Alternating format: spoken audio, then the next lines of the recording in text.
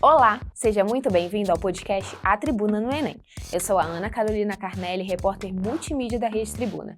E aqui você vai acompanhar uma série de entrevistas com professores que vão te ajudar a se preparar para o Enem 2025. Além disso, todas as terças e quintas, o jornal A Tribuna publica simulados, com questões de anos anteriores que vão te ajudar a se preparar nessa reta final.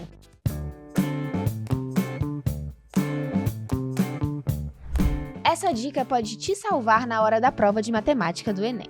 Quer saber qual é? Então vem comigo que hoje eu vou conversar com o professor Daniel Rojas, de matemática do Madam, que vai te dar dicas de ouro para se dar bem na prova. Daniel, bem-vindo. Obrigado, Carol. Qual que é essa dica de ouro que você dá para os seus alunos nessa reta final? Então, na reta final, né, cada momento a gente tem algumas dicas, algumas considerações, mas na reta final é principalmente fazer a revisão. Acredito que todos os professores, ou a maioria dos professores tenham falado isso, justamente para conhecer o estilo da prova, o estilo das questões, né? As questões do Enem são questões muito contextualizadas, com textos grandes, são questões que dependem muito da interpretação do aluno, às vezes questões que têm muitos dados, então ele tem que pegar essa agilidade para ler essas questões, né? Eu faço o Enem todo ano, né? A prova do Enem é de matemática e ciências humanas, da natureza, já é um calhamaço, assim, um livro, assim, né? Porque é uma prova bem extensa. E, então, assim, hoje a gente está falando aí de alguns dias para a prova, o aluno tem que estar totalmente focado em fazer as provas antigas e resolver questões e, assim, em um ponto ou outro, se precisar voltar para rever algum conteúdo, mas o principal é tá resolvendo bastante questão até a hora da prova. E o que os alunos podem esperar, no geral, da prova de matemática? Olha, a prova do Enem, a gente até tinha conversado já, como ela tem esse método de correção TRI, ela é uma prova que ela tem que seguir um padrão. Então, assim, realmente, eu faço o Enem desde 2014, eu realmente senti uma diferença ao longo dos anos, talvez que a prova tornou-se um pouco mais conteudista, assim, antigamente era talvez uma prova um pouco mais fácil, né? Mas o padrão dela não mudou, o estilo das questões, o tamanho das questões. Então, assim, existem conteúdos clássicos que vão cair, um terço da prova mais ou menos é uma prova de geometria, principalmente geometria plana e geometria espacial, então é cálculo de área e cálculo de volume, né? De figuras e sólidos, né, comuns que a gente estuda na escola, até os mais fáceis que tem até, né? Claro que o Enem nunca vai pedir exatamente o cálculo de uma área, de um losango, de uma coisa assim, mas ele sempre usa um artifício, né? Um pintor tá pintando uma casa, ou ele quer colocar azulejo numa parede, né? E aí ele vai cobrando esses conceitos de área, conceitos de volume, quer encher algum recipiente, enfim. Então, o texto da prova é uma prova de geometria, o que é até bom, porque é um conteúdo realmente que os alunos estudam, às vezes, desde o fundamental, na verdade. O outro, um texto a gente pode botar para álgebra, e aí envolve questões de funções, e funções principalmente primeiro e segundo grau, e análise combinatória e probabilidade. Acho que nessas duas, análise combinatória e probabilidade, talvez recaiam as questões mais difíceis, ou pelo menos mais temidas pelos alunos. Não são talvez as mais difíceis, mas com certeza as mais temidas, porque são questões, às vezes, que fogem um pouco do escopo do que o aluno está acostumado, então ele tem que pensar um pouco mais, desenvolver um raciocínio talvez não tão padronizado. E o outro é o que a gente chama de matemática básica, que pode chamar de aritmética básica, que vai envolver muita questão de análise de fração, que frações são maiores, menores, às vezes são continhas básicas, análise de nomes de unidades, de casas decimais, transformações de base. Então, é o que o pessoal, assim, né, razão e proporção é o que o pessoal às vezes considera um pouco mais fácil, mas tem que tomar cuidado porque realmente é muita continha, né? A prova, ela tem um determinado tempo para você fazer, inclusive esse tempo aumentou da época que eu fazia. Então, quando eu comecei a fazer em 2014, eram 4 horas de prova. Né? Tudo bem que nem era essa sequência, era matemática, redação, português, linguagem e matemática, e no outro dia era ciências humanas e ciências da natureza. E depois isso foi mudado, era sábado e domingo, depois passaram para 2 domingos, enfim. Mas hoje a gente tem na prova de ciências, matemática e ciências da natureza um tempo maior, né, de 5 horas. Então, assim, é muito difícil. Eu mesmo faço a prova, é muito difícil terminar a prova de matemática toda em 2 horas, né? A gente sempre precisa um pouquinho mais de tempo ali, porque ela é uma prova extensa. Então, quanto melhor o aluno for de resolver contas básicas, né, que é multiplicação, divisão, melhor ele vai se dar nessa questão do tempo, porque muitas questões envolvem mesmo a velocidade de fazer conta ali, porque ele às vezes vai ter que comparar alguma alternativa com outra, tal, enfim. Então, toma cuidado com o tempo também. Mas a prova, sim, dificilmente a gente vai pegar uma prova que foge muito do padrão. Pode ser que os alunos achem mais difícil, mais fácil. Às vezes vai ter uma questão de logaritmo, de exponencial, uma de trigonometria, que eles às vezes nunca viram na prova, mas é uma de 45, duas. Então, se pegar a grande massa das questões, é bem padronizado. Você pode dizer que esse é um bicho de 7 cabeças, que os alunos têm medo, assim, um logaritmo, uma coisa que normalmente não cai, mas que eles têm que levar, assim, pelo menos algum conhecimento? Bom, Carol, eu vou dar uma opinião aqui, até porque lá na escola, né, lá no Madão, é um pouco diferente como a gente trata isso aí. Em geral, os alunos às vezes ficam muito... Por exemplo, aqui no estado a gente só tem uma federal, que é a UFES, e a única forma de ingresso nela é pelo Enem. Então, hoje a gente tem muitos alunos que estudam exclusivamente para a prova do Enem.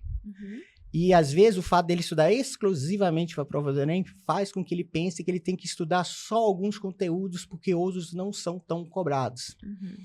Então, aqui acaba que um aluno fala assim, nem todo ano cai logaritmo, quando cai uma questão, então ele negligencia essa matéria, e é claro que ele vai achar qualquer questão difícil, se ele não estudou nada de logaritmo, né? Então, assim, o que eu chamo a atenção dos nossos alunos, até porque a gente vê tudo, e porque nossos alunos fazem outros vestibulares fora do estado, então eles precisam disso também, quando cai uma questão de logaritmo, geralmente é uma questão de logaritmo básica, cobrando um conceito básico. Então, assim, se ele souber o mínimo de logaritmo, ele vai conseguir resolver, né? Então, o que eu falo com eles, cara, tenta saber o mínimo de cada coisa, né? O conceito, a definição e algumas propriedades básicas de logaritmo, exponencial, alguma coisa de funções trigonométricas, alguma coisa de transformações trigonométricas, porque quando for cobrado, não vai ser com certeza uma questão de nível, né, que vai cobrar uma definição muito rodapé de livro que a gente diz. Então, eu acho que, assim, que o bicho de 7 cabeças está mais devido à forma que os alunos se preparam para a prova do Enem do que necessariamente a questão ser difícil ou fácil, tá? Então, já que caiu uma questão, eu não vou estudar nada, tem outras 44. Aí, realmente, se for cair uma questão que você não estudou nada, você vai achar a questão difícil, independente de como ela for, né? Essas 45 questões, elas são divididas em níveis de dificuldade? Existem questões mais fáceis e mais difíceis? O método TRI, né, que é a teoria de resposta ao item, todas as questões são testadas a priori, né? O que é o teste? Realmente, elas são aplicadas para outros alunos em outros momentos, e a partir daí a gente tem um gráfico de cada uma das funções. E a partir daí, esse gráfico, ele vai mostrar qual é a probabilidade de um aluno de tal nível de proficiência acertar tal questão. Então, por exemplo, eu, como professor de matemática, provavelmente a probabilidade de eu acertar quase todas as questões lá é muito alta. Né? Mesmo a questão mais difícil da prova. Porque como meu nível de proficiência está lá em cima, está em 900 mais, então, né, uma questão difícil, o TRI entende que, mesmo assim, eu tenho uma probabilidade alta de acertá-la. Mas isso não é o comum para todo mundo, né? Então, o que a gente fala não é que as questões vêm divididas como fáceis, médias ou difíceis, né? É porque, como elas são testadas antes, existe uma probabilidade de cada aluno acertar. As questões fáceis, médias e difíceis, elas variam para cada aluno, porque depende da proficiência do aluno. Então, um aluno que tem uma média de 600 pontos, ele tem uma certa probabilidade de acertar algumas questões. Um aluno que tem uma nota de 800 pontos tem uma probabilidade de acertar outras questões. Por isso que, se eu for avaliar quais são as questões fáceis da prova para mim, e eu pegar um aluno muito abaixo de mim, quais são as questões fáceis da prova para ele, talvez dê divergências, né? Mas, no fundo, no montante geral, basicamente vão bater a maioria das questões. Eu brinco muito com os alunos que hoje se discute muito isso, né? Tem que fazer as mais fáceis, né? Tal. Mas o engraçado é que eu faço prova, né? Todo mundo faz prova, desde o que tá lá no primeira série do fundamental, né? E pai e mãe sempre falam o quê? Quando você vai sair de casa? Meu filho, boa prova, né? Primeiro você faz o que você sabe, né? Faz as fáceis. Ou seja, tem 40, 50 anos que todo mundo ouve isso. Parece que agora parece que é uma novidade. Quem vai começar uma prova fazendo as questões mais difíceis, né? Então, assim, não faz nem sentido isso. Então, é claro que todo mundo vai começar pelas questões que ele considera mais fáceis. O que acontece, às vezes, é o aluno querer fazer a prova de forma linear. Lê a questão 1, lê a questão 2, aí fica preso numa questão. Né? São 90 questões. Eu sempre falo, gente, são 90. Enquanto você está preso lá, tem mais 88 te esperando lá, né? Então, sempre vai garimpando. O que eu falo garimpar? Sempre vai passando a prova toda. Você vai dando várias passagens na prova. Você dá uma passada, depois você volta da outra passada, né? Por exemplo, no dia de matemática e ciências da natureza, né? Eu não falo assim, por exemplo, não fica tentando fazer toda a prova de matemática. Porque na prova de matemática tem questões difíceis. Se você estiver tentando fazer, vou fazer toda a prova de matemática, depois eu vou de ciências da natureza. Você vai tentar fazer questões difíceis aqui, enquanto tem um monte de ciências da natureza fáceis. Então você dá uma passada em matemática, vai para ciências da natureza, dá uma passada, e agora você volta, dá outra passada, e aí você vai fazendo isso. Então, elas são divididas em níveis de dificuldade. Sim, esse nível depende de cada aluno, mas, no fundo, um aluno não precisa saber nada disso, entender exatamente como é que funciona o método TRI, é ele entender que ele tem que atacar as questões que ele se sente mais seguro para fazer no início, né? E a prova do Enem é uma prova que gosta de conversar muito com atualidades, né? E também interdisciplinar. Como que a prova de matemática, ela conversa com vários temas? Então, a prova de matemática, ela, às vezes, conversa com outras matérias, né? Geografia, pode ter alguma questão de escala, alguma questão de altitude, não sei, alguma coisa assim. Mas, assim, ela às vezes não está tão preocupada com isso, não. Ela traz muitas questões do cotidiano, né? Então, igual eu te contei o caso aqui, pintar não sei o quê, colocar azulejo não sei aonde, encher um silo, encher uma caixa d'água e tal. São muitas questões do cotidiano, mas não necessariamente vinculadas a outras matérias, tá? A gente não enxerga a prova de matemática igual, às vezes, uma prova de ciências humanas, que as questões de história, geografia, filosofia e sociologia, às vezes, elas estão meio linkadas. Então, às vezes, você sente na prova de ciências humanas que tem um tema principal ali da prova, sabe? Ou até na prova de linguagens. Às vezes, você sente que tem um tema principal também. Claro, essas provas são provas de humanas, tem mais chance disso ocorrer. Às vezes você vê que o tema da redação tem muito a ver com algumas questões que na prova de linguagem e na prova de ciências humanas, né? Então, às vezes você vê que tem algum tema um pouco mais abordado durante aquele ano, seja, sei lá, violência contra a mulher, aí vai falar a questão de gênero, questão... Então, assim, na matemática, infelizmente, né, às vezes é muito mais difícil fazer esses links.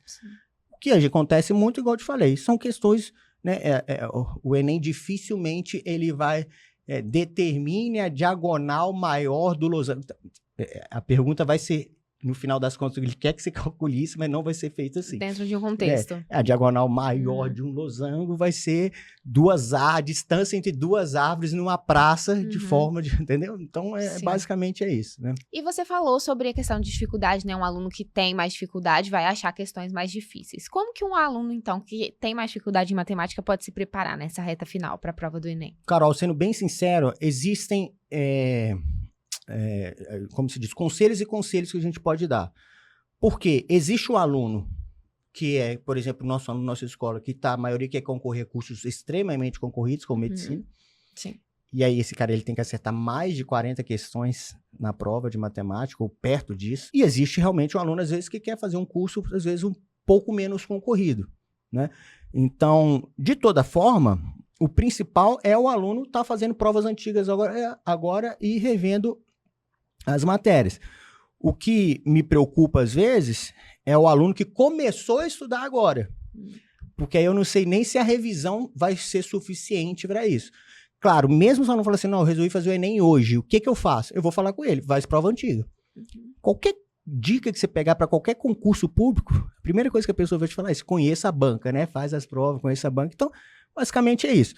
Mas é claro que, se o aluno começou a estudar menos tempo, ele vai ter muito mais dificuldade, né, na prova. Então, você falar, o que o aluno, se ele, a prova de matemática, ela tem um medo, o que o aluno deve fazer agora? Independente de qual momento que ele está, é fazer as provas antigas. Mas ele entender que se ele almeja, às vezes, alguma coisa mais difícil, né, talvez ele não vai conseguir naquele ano, mas ele já vai entender como é que é a prova e ele vai se planejar melhor para o ano que vem para ele começar a estudar realmente desde o início do ano, né?